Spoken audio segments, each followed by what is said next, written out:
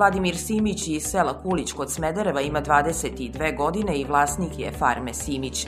Farma broji 48 grla goveda, od čega 32 muzne krave, a ostalo su bikovi na tovu i telad.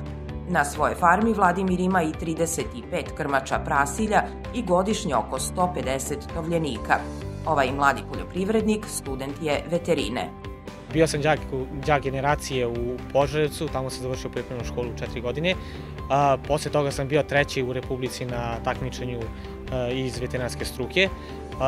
Posle toga sam upisao fakultet veterinarske medicine u Beogradu i mogu da kažem da sam prosječan student. Vladimir koristi subvencije za svoje gazdinstvo, a najviše one koje daje država. Tu sam aplicirao preprošle godine za projekat mladih poljoprivrednika, gde sam dobio 6 junica simentarske rase iz farme Starčevo, Pančevo. Posle toga sam aplicirao preko Imleka, firmi koji daje mleko. Dobio sam 10 junica kvalitetnih sa PKB-a farme, Lepušnice. Što se tiče lokalne samouprave, tu sam aplicirao, ali tu je odziv mali. Lokalna samouprava ne prepoznaje baš najbolje poljoprivredu ovde u našem kraju. Ne usmerava veliki projekte i veliki novac za ulaganje u poljoprivredi, ali sam koristio od lokalne samouprave u aprilu mesecu, dobio sam povraćaj novca za jednu junicu simentarske rase isto sa farme Starčevo od iznosu od 150.000 dinara. Procedura oko apliciranja za subvencije nije komplikovana, a danas se lakše dolazi do informacija zahvaljujući savremenim tehnologijama i društvenim mrežama, kaže Vladimir. Procedura na nacionalnom nivou je malo komplikovanija u odnosu na lokalne samouprave. U svemu tome pomažem Udruženje mladih poljoprivrednika koji je tu za svaki savet, za neki problem, za bilo šta što treba na nacionalnom nivou. Tako da procedura je olakšana što se tiče toga, ali sve više potrebno papira, sve više potrebno zahteva, tako da duži vremenski period se čeka na odobravanje, tako da ako se danas konkuriše, dobije se tek možda sledeće godine.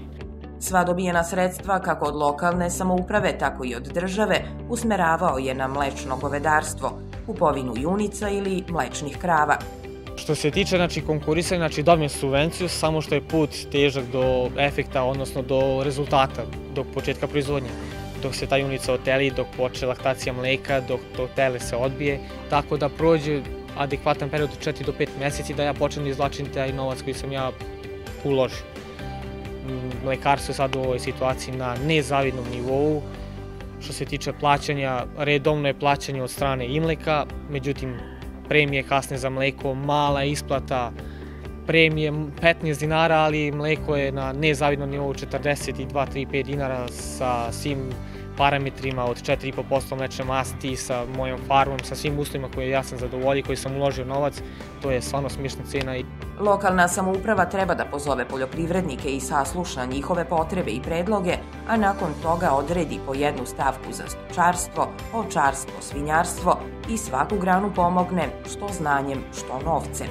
Ono što bih predložio jeste da više usmere novac baš u to stočarstvo, znači da ako je kvota jedna junica, da povećaju bar za sad na 2 junice, a ne na jednu, da ako je jedna svinja da povećaju na 2 svinje, ako je jedna ovca da povećaju na 2 ovce, znači da ako ništa drugo udvostruče taj svoj novac što su do sad davali, da udvostruču u narednom periodu za kupovinu i realizaciju sledećih sredstava što se tiče poljoprivrede.